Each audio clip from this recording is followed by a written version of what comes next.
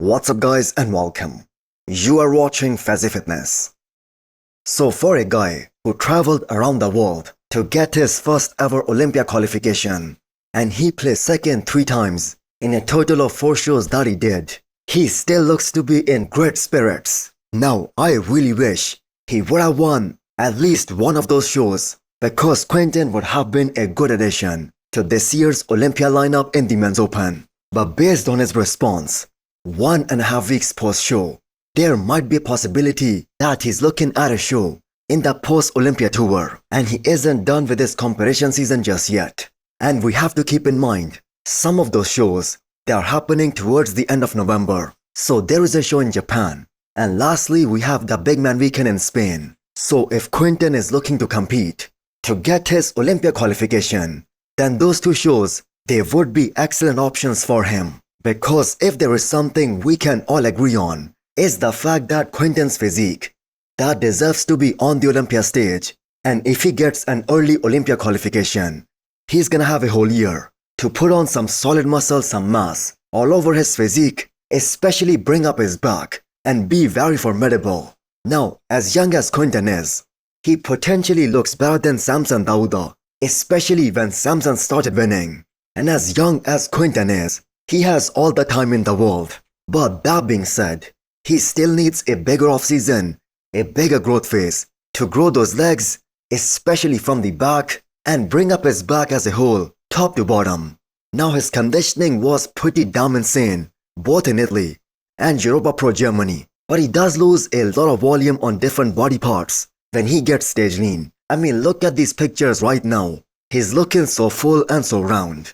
So Quinton hasn't even turned 30 yet, and that is a great physique to have at such a young age. Now the thing is, he turned pro way too early when he was way too young, and it takes hell of a lot of time to fill out a big frame like that, unless of course you're Samson Dauda or Andrew Jacked. Before you scroll or blink too hard, have you subscribed yet? Please don't make me bring out the emotional blackmail. Hit that subscribe button and turn on the bell icon. It's free, it's painless, and that makes me look way cooler than I actually am. Next up, we have a 19 days out physique update from Hosstile on the road to his first ever Mr. Olympia, which is gonna be in Classic. Now that is something we never thought would happen. I guess the biggest downside on his physique with this weight restriction now, that is in his upper body, especially the chest area.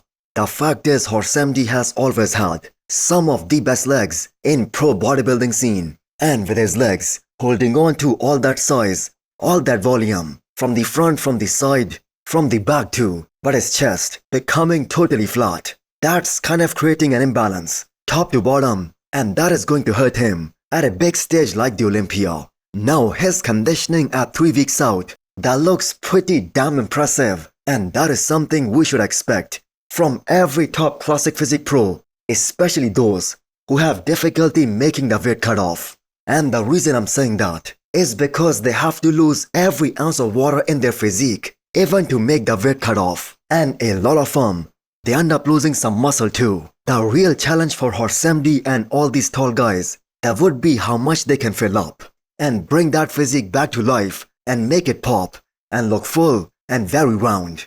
Now Hosstile doesn't have a small waistline to begin with. So if his upper body that isn't popping, that isn't full, that will make him look more vulnerable, especially on a big stage. Now we have to keep in mind, this is the last year where these Olympia qualifications for Classic, they are somewhat easy.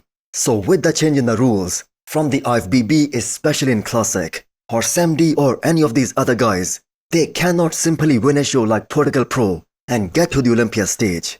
After Ors making a major impact as a men's open bodybuilder, Hosstile switch from Classic into the men's open. That looks even more odd, but the fact is he did that to be more athletic and to be more functional.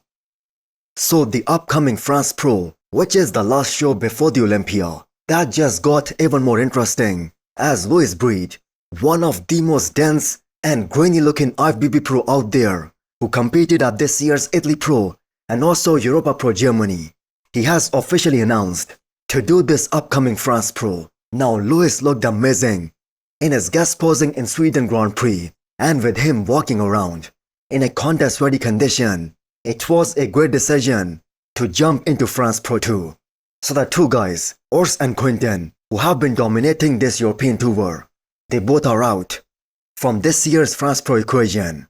And Luis making top 5 in Italy and top 6 in Germany, he has a better chance of placing high at this upcoming France Pro, unless of course, some of these Olympia qualified athletes, they decide to enter this show. Now many of us had him beating Sergio Oliva Jr. at this year's Italy Pro because he was one of the most grainy looking guy and one of the most dense guy on that stage. Now he doesn't have any aesthetics, but he does a great job at hiding some of his flaws, especially in those front shots, by pulling a very good vacuum. So the official list for France Pro, that is going to be out tomorrow. Now there have been some rumors that Samson Dauda might jump in, but in my opinion that's too big of a risk considering the Olympia is on the line. So can Luis win France Pro? Well, I'm gonna say not if some of these other guys, they come in at their 100%. All he can do is push the freak factor and the conditioning up another notch and just hope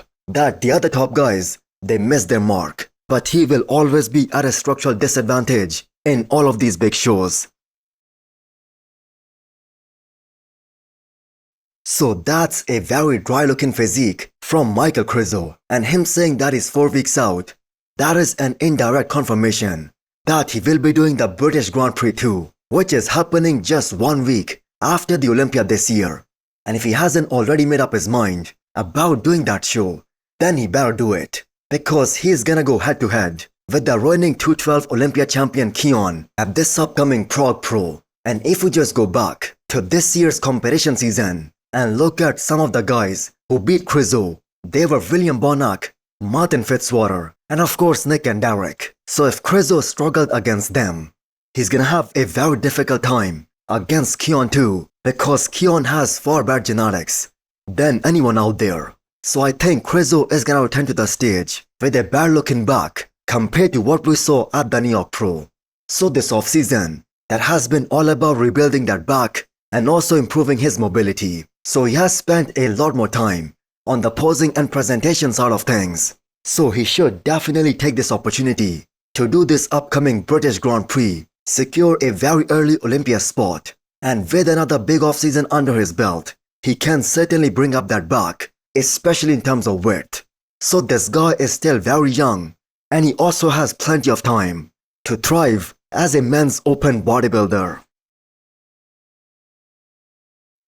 So the show in China that just went down last night, where Brandon Henriksen won in men's physique. So the classic physique lineup in that show, that was also superb, especially with this guy from China, Liu Kai.